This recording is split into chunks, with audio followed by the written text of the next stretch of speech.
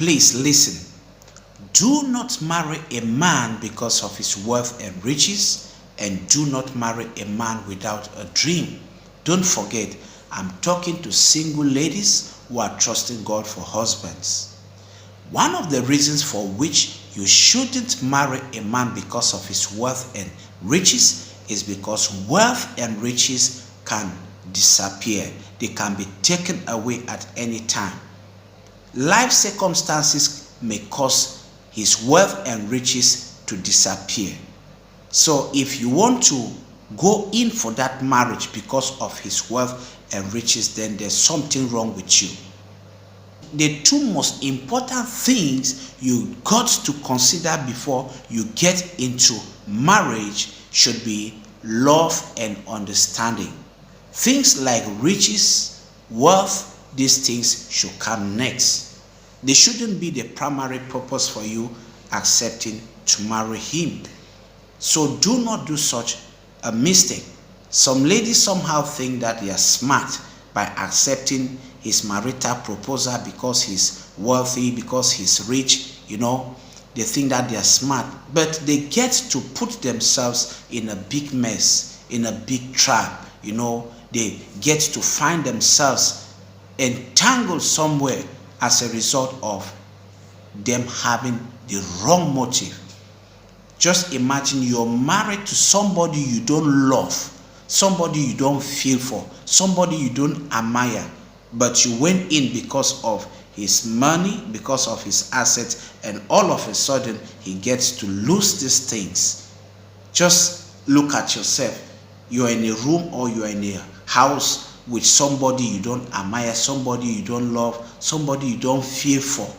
It's devastating, You don't get to ruin your life like that. So wealth and riches, this should not be the primary purpose for you accepting to marry him. It should be that you were lucky enough to meet somebody who is already rich or wealthy. You understand? And the next thing I did mention to us is do not marry a man who hasn't a dream. There are men like that who haven't dreams, Maybe they just sold their father's property and they had this money, and the next thing they thought of was marriage. And they get to come to you, I want to marry you. If you are not sensitive enough, you go and say yes.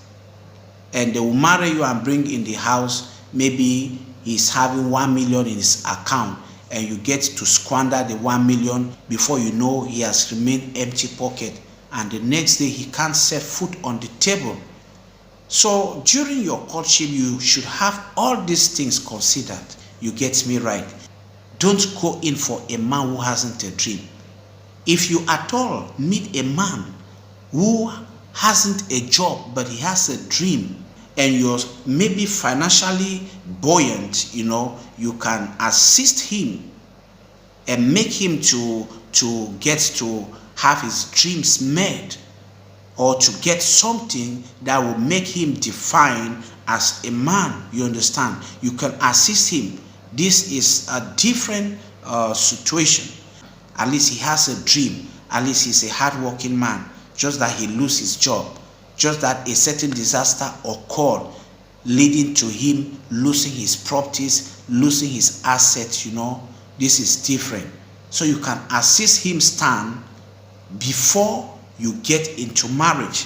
Never should you marry a man because of his wealth and riches. If you don't love him, don't marry him. Secondly, don't marry a man who hasn't a dream. He hasn't a handwork. He is not even having business mind. He's not even such a person you can chip in some ideas and he follows. You understand? He's not having a direction. He's just that type. Don't marry such a person. So I think I end here today. I just helped somebody. See you in another edition. N.N.Daniel's my name.